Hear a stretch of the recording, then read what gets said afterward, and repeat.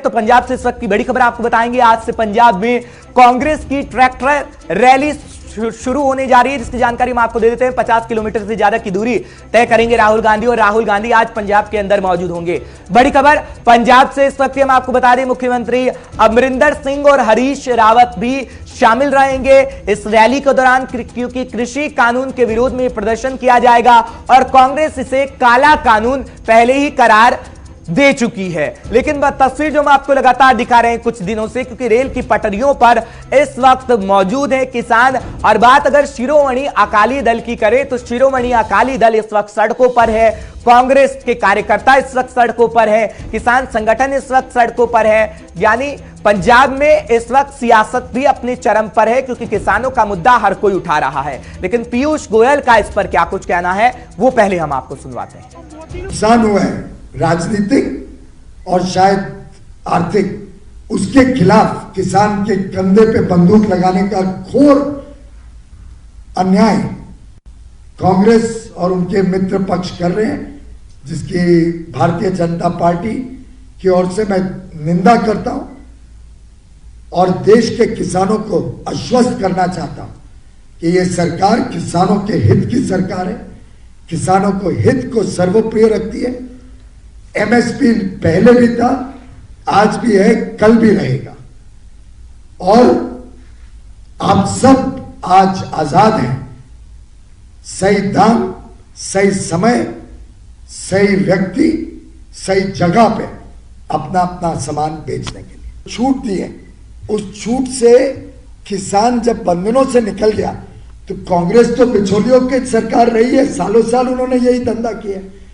उनके खुद के प्रधानमंत्री ने जब कहा था कि 100 रुपए में दिल्ली से भेजता हूं तो सिर्फ 15 रुपए जनता को पहुंचते, बाकी बिचौलिए, उनके खुद के राजनीतिक नुमाइंदे सब उनके लोग चोरी करते थे ना। पर वो तो he was a helpless prime minister, उनके पास सॉल्यूशंस नहीं थे। उन्होंने तो सिर्फ बताया था भाई ये असलियत है। प्रधानमंत्री मोदी जी ने उसका सॉल्यूशन ढूंढा, डायरेक्ट बेनिफिट ट्रांसफर किया। आज कोई किधर आरोप नहीं लगा सकता कि बिचौलिए के बगैर प्रधानमंत्री आवास योजना में घर नहीं मिलता, या शौचालय नहीं मिलता, या बिजली कनेक्शन नहीं मिलता। 8 करोड़ लोगों को कुकिंग गैस कनेक्शन मिला, कोई बिचौलिया नहीं लगा। ये कांग्रेस बिचौलियों की सरकार रही है और बिचौलियों को प्रोटेक्ट करने के लिए इस प्रकार के भाषण कर रही है।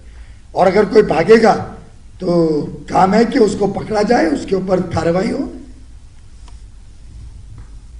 कांग्रेस कह रही है कि लगातार बीजेपी इस बिल को लेकर किसानों को भ्रमित करना चाहती है, कांग्रेस का कहना है। लेकिन केंद्रीय मंत्री पीयूष गोयल कह रहे हैं कि जो कांग्रेस के समय में कहा गया था कि बिचौलियों को खत्म किया जाएगा, वही तो हमारी सरकार ने करने का काम किया है। लेकिन ग्राफिक्स के माध्यम से हम आपको समझाते हैं कि किसान इस पर क्या कुछ कह रहे हैं और क्यों विरोध कर रहे हैं। नए कानून से कृषि क्षेत्र पूंजीपतियों का कॉरपोरेट के हाथों में ये हो जाएगा, यानी पूंजीपतियों के हाथ में चला जाएगा जब कृषि कानून इसके पास हो गया है। तो ये लगातार हम आपको ग्राफिक इसलिए समझाने की कोशिश कर रहे हैं क्योंकि किसान इसी बात को लेकर विरोध कर रहे हैं। मंडी में खरीद फरोख्त पर शुल्क देना पड़ेगा, ये किसान लगातार कह रहा है, और जबकि मंडी के बाहर बेचने खरीदने पर कोई टैक्स नहीं होगा, ये कर रहा है, विरोध कर रहा है किसान। इसी बात को लेकर विरोध कर रहा है, जो ग्राफिक्स हम आपको आपके टीवी स्क्रीन पर दिखा रहे हैं। इससे बाहरी यह प्राइवेट कारोबारियों को फायदा पहुंचेगा, प्राइवेट कारोबारियों को फायदा पहुंचेगा, किसानों को इससे फायदा नहीं होगा और बाहरी कारोबारियों को भी इससे फायदा पहुंचेगा। बिल के बाद एफसीआई राज्य की मंडियों से खरीद नहीं पाएगा, ये कह रहा है किसान, और इसलिए विरोध प्रदर्शन किसान की तरफ से लगातार किया जा रहा है। सबसे बड़ा नुकसान आने वाले समय में मंडियां खत्म हो जाएंगी, ये किसान की तरफ से कहा गया, और ये कहा जा रहा है कि मंडियां अगर खत्म होगी तो किसान को आखिर लाभ कैसे मिल पाएगा। और करीब 30,000 शहरी एजेंटों को काफी असर पड़ेगा। जो शहरी एजेंट है, उस गांव के जो एजेंट है, उनको काफी असर पड़ना तय है, इसलिए किसान विरोध कर रहा है। करीब 3 लाख मंडियां होंगी जिसमें मजदूरों पर बिल का असर होगा। इस कृषि बिल को जो लाया गया उसका असर पड़ेगा 3 लाख मंडियों पर। और विरोध प्रदर्शन जो किसान कर रहे हैं वो इसलिए भी कर रहे हैं कि करीब 30 लाख भूमिहीन खेत मजदूरों के लिए बड़ा झटका ये बिल साबित होगी। खैर, बिल को तो पास करवा दिया गया है सरकार की तरफ से, और ये देखने वाली बात होगी क्योंकि सरकार ये जो दावे कर रही है वो हम आपको बता रहे हैं कि किसान उपज बेचने में अपनी मर्जी का मालिक होगा। ये सरकार की तरफ से बड़ा दावा किया जा रहा है। जो मोदी सरकार कर रही है, प्रधानमंत्री प्रधानमंत्री नरेंद्र मोदी खुद बाकायदा ट्वीट करके समझा चुके हैं। किसानों को अपनी उपज बेचने के लिए नए अवसर मिलेंगे, यानी बिचौलिए खत्म हो जाएंगे और नए नए अवसर किसानों को अपनी फसल बेचने के लिए मिल सकेंगे, जिससे किसानों का मुनाफा बढ़ेगा और आय में भी बढ़ोतरी होगी, यानी किसानों की आय बढ़ जाएगी, दोगुनी हो जाएगी। ये सरकार का दावा है, केंद्र सरकार का दावा है। किसानों को आधुनिक टेक्नोलॉजी का लाभ मिलेगा, जो आधुनिक टेक्नोलॉजी है उसका लाभ उठा सकेंगे किसान। ये सरकार का एक और बड़ा दावा किसानों के लिए है। किसानों को मंडी किसी तरह कोई टैक्स नहीं देना होगा, यानी किसानों को मंडी में किसी तरह का कोई टैक्स नहीं देना होगा। ये सरकार का बड़ा दावा है जो किया जा रहा है और कहा जा रहा है कि उपज खरीदने के 3 दिन में किसानों को पैसा देना होगा, यानी 3 दिन के अंदर किसानों को उनकी फसलों का पैसा मिल जाएगा। इसलिए किसानों को परेशानी नहीं होगी जब 3 दिन के अंदर पैसा उनके हाथ में होगा। नए कानून के तहत एमएसपी खत्म नहीं हो रही है। लगातार केंद्र सरकार ये कह रही है कि एमएसपी खतरे की बात जो किसान कर रहे हैं, एमएसपी खत्म नहीं होगी। हमने तो नई व्यवस्थाओं को लाया है, पुरानी व्यवस्थाएं यूं की यूं बरकरार रहने वाली हैं। नवदीप छाबड़ा हमारे साथ जुड़ रहे हैं, तमाम जानकारी वो आप तक पहुंचाने की कोशिश करेंगे। नवदीप, जानकारी दीजिएगा, क्योंकि जहां तक हम पंजाब की बात करते हैं, अभी हमने पीयूष गोयल को सुना, केंद्रीय मंत्री, वो तो कह रहे हैं कि कांग्रेस के मैनिफेस्टो में यह था, हमने तो बिचौलियों को खत्म कर दिया। तो आखिर क्यों पंजाब के अंदर पंजाब की सरकार किसानों को भ्रमित करने का काम कर रही है? और कुछ किसान तो ऐसे हैं, जब बीजेपी संगठन के नेताओं ने किसानों से बातचीत की है, वो कह रहे हैं कि हम तो इसका चाहते हैं कि बिल पास हो जाए। आखिर वो कौन से किसान हैं नवदीप पंजाब के अंदर, जरा समझाइएगा, जो बीजेपी को ये कह रहे हैं कि हम तो बिल के समर्थन में, और सड़कों पर ऐसा नजारा देखने को मिल रहा है। नवदीप देखिए हर्ष, मैं आपको बताना चाहूंगा, चाहे कोई भी पंजाब के अंदर राजनीतिक पार्टी हो, उसके जितने भी कार्यकर्ता हैं, हम ये कह सकते हैं कि उसमें से 80% से ज्यादा वही लोग होते हैं जो कहीं ना कहीं किसान है या किसी तरीके से वो किसान के धंधे से जुड़े हैं। यही कारण है, चाहे वो बीजेपी हो, चाहे वो अकाली दल हो, चाहे वो कांग्रेस हो, कोई भी पार्टी हो, उसके ज्यादातर जो वर्कर है, नेता है, वो किसान है। पंजाब के अंदर इस बिल को लेकर इसलिए विरोध हो रहा है क्योंकि मुद्दा जो है केवल एमएसपी का लेकर नहीं है, सरकारी खरीद को लेकर है। हर्ष, हम पहले भी कह चुके हैं कि कल भी हरदीप सिंह पुरी ने कहा था कि हम एमएसपी खत्म नहीं कर रहे। और हर्ष, एक बड़ी महत्वपूर्ण चीज ये भी है कि जो एमएसपी है वो कभी भी कानून का हिस्सा आजादी के बाद कभी नहीं रही है। कल हरदीप सिंह पुरी ने भी यह साफ तौर पर कहा था कि एमएसपी को लेकर जो किसान कह रहे हैं, एमएसपी पहले भी कानून का हिस्सा नहीं थी और आज भी नहीं ये था।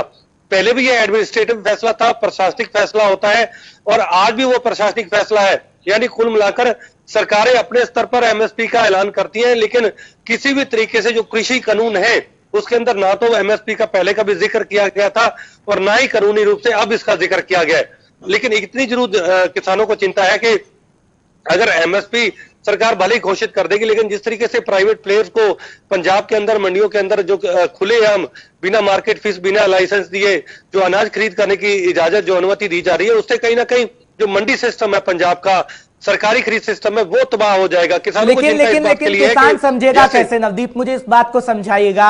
जब हरदीप सिंह पुरी जाते हैं, किसानों से बातचीत की जाती है, बीजेपी अपना एक संगठन नियुक्त करता है पंजाब के अंदर, समझाने का प्रयास करता है, तो आखिर सरकार की मंशा क्या है? सरकार क्या चाहती है? पहले समझाया नहीं गया, बिल को पास करवा दिया गया, अब किसानों को समझाने की कोशिश की जा रही है। क्या पंजाब के अंदर इसी तरीके से माहौल खराब देखने को मिलेगा या फिर सरकार कामयाब हो पाएगी? बीजेपी करना क्या चाहती है, उसकी क्या मंशा है? क्योंकि क्या किसानों को हम सुन चुके हैं, विपक्ष को हम सुन चुके हैं, क्या सरकार की मंशा है? देखिए यार, सरकार का साफ तौर पर कहना है, और सरकार ने कल एक बड़ी महत्वपूर्ण बात कही। सरकार का यह कहना था कि आप समझिए कि जब दूध के रेट यहाँ पर 8 से 10 रुपए किलो थे, लेकिन जब अमूल, वेरका या और बड़ी कंपनियां जब देश के अंदर आई, पंजाब के अंदर आई, और जगह आई, तो आज आप देख लीजिए कि दूध का जो सिस्टम है, डेयरी फार्मिंग, वो देश के अंदर आज कितना बड़ा उद्योग बन चुका है। उनका यही कहना था कि आज जब प्राइवेट प्लेयर आएंगे, हो सकता है कि हम केवल जो धान और जो गेहूं की खेती पर निर्भर है, अगर प्राइवेट प्लेयर आएंगे, वो किसानों के साथ जब अनुबंध करेंगे, तो और भी बड़ी कई तरह की जो नई फसलें हैं जो हम एक्सपोर्ट कर सकते हैं, उसका पंजाब के अंदर, हरियाणा के अंदर विकास होगा। जो फसली विभिन्नता की हम बात करते हैं, डाइवर्सिफिकेशन की बात करते हैं, उसको एक नई पहल मिलेगी। लेकिन किसान एक अश्योरिटी जो है सरकार से ये चाहते हैं, वो कहते हैं ठीक है प्राइवेट प्लेयर आए, प्राइवेट तौर तरीके से काम हो, लेकिन हम ये चाहते हैं कि सरकार कानूनी रूप से ये बिल के अंदर ये शामिल कर दे कि प्राइवेट प्लेयर भले ही खरीद करेंगे, लेकिन एमएसपी के नीचे और सरकारी खरीद, ये दो चीजें, एमएसपी से नीचे जो खरीद नहीं होगी, और दूसरा सरकारी खरीद, सरकारी एजेंसियों को जो है वो बंद नहीं किया जाएगा। ये दो बड़ी मांगे हैं जो इस वक्त किसानों की है। वो कर रहे हैं कि हमें बिल से कोई दिक्कत नहीं, हम समझते हैं कि बिल जो है वो किसानों के हित में हो सकते हैं, लेकिन वो कहते हैं कि अगर सरकारी खरीद जो सरकार आने वाले समय में बंद कर देगी, जो उनको आशंका है, तो जाहिर सी बात है कि जो अभी कुछ ऐसी फसलें हैं जब लेकिन सरकार ये क्यों कह रही है नवदीप, जब किसान ये कह रहा है कि सरकारी खरीद को बंद किया जा रहा है, तो ये क्यों सरकार कह रही है कि पुरानी व्यवस्थाएं यूं का यूं बरकरार रहेंगी, हम तो नई व्यवस्थाओं को ला रहे हैं? ये क्यों नहीं समझा रही है? क्योंकि सरकार तो लगातार यही कह रही है ना कि पुरानी व्यवस्थाएं सेम की सेम है, यूं का यूं बरकरार है, हम तो नई व्यवस्थाओं को लेकर आ रहे हैं। किसानों की मर्जी है पुरानी व्यवस्थाओं के तहत काम करे या फिर नई व्यवस्थाओं की तरफ, फिर क्यों किसानों को आशंका?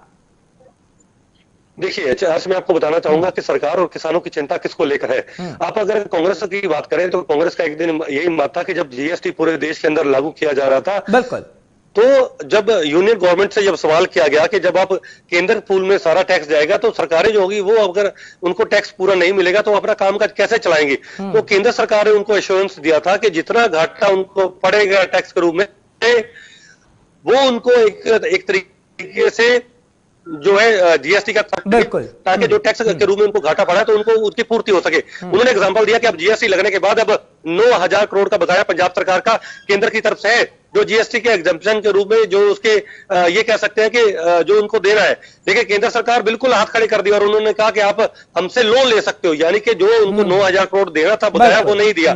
तो आज भी सरकार का यही कहना है कि आज आप कह रहे हो कि हम जो सरकारी खरीद बंद नहीं करेंगे, हम लिखित रूप में दे देते हैं, लेकिन जो कानून के अंदर नहीं लिखा, क्या गारंटी है कि जब किसान अमन आंदोलन खत्म कर देंगे, जब हम तीनों बिलों को स्वीकार कर लेंगे, तो क्या गारंटी है कि सरकार आने वाले समय के अंदर सरकारी खरीद करेगी या नहीं करेगी?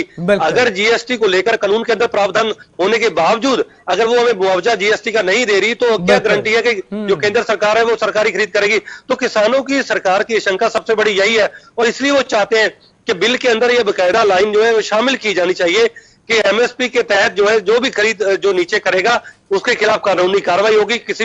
कोई भी जो प्राइवेट प्लेयर है वो एमएसपी से नीचे फसल की खरीद नहीं कर सकता। और दूसरा, सरकारी खरीद एजेंसियां जो है, चाहे वो एफसीआई है चाहे वो स्टेट बिल्कुल, और यही एग्जांपल हम नवदीप आपसे समझना चाहते थे, यही एग्जांपल समझना चाहते थे कि आखिर क्यों किसान को विश्वास नहीं हो रहा। जब ये एग्जांपल सेट कर रहा है किसान सरकार के सामने, तो सरकार आखिर क्यों भरोसा नहीं दिला रही? अच्छी बात है हरदीप सिंह पुरी गए हैं, तो क्या लिखित में भी कोई ऐसी चीज किसानों के पास दी गई है कि नहीं हम आप तक ये भरोसा दिला रहे हैं, लिखित में आपको दे रहे हैं और आपके पास ये कागज रहेगा, जब हम ऐसी चीजें नहीं करेंगे तो आप लेके आइएगा सड़कों पर, ऐसी कोई बात कही गई है सरकार की तरफ से?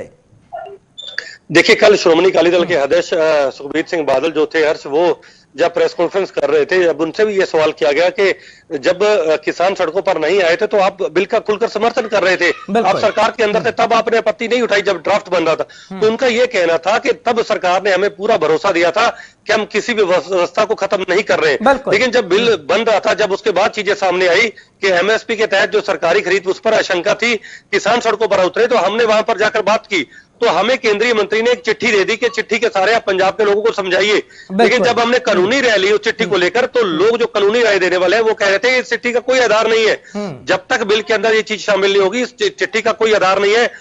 लोकसभा के अंदर कोई अगर बयान देता है कृषि मंत्री तो भी उसका कोई आधार नहीं, क्योंकि कानून के अंदर ये बिल के अंदर ये चीज शामिल नहीं की गई। तो यही कारण है कि बीजेपी भले ही लाख किसानों को समझाए, लेकिन किसान लिखित रूप में गारंटी चाहते हैं कि अगर सरकार कह रही है कि किसान हम पर विश्वास करें, तो उसको एक लाइन लिखने में क्या दिक्कत है? हम चाहते हैं, हम स्वीकार कर लेंगे, हम चाहते हैं सरकार हमारे लिए अच्छा काम कर रही है, लेकिन अगर सरकार की मंशा ठीक है, वो कह रही है कि तमाम व्यवस्था रहेगी, तो कानून में एक लाइन लिखने में उनको क्या आपत्ति है? तो यही कारण है कि सिर्फ अब बिल्कुल। और नवदीप ये वक्त बता पाएगा कि आखिर किसको राजनीति किसका फायदा होगा या फिर सरकार समझाने में कामयाब हो पाएगी। बहुत बहुत शुक्रिया पंजाब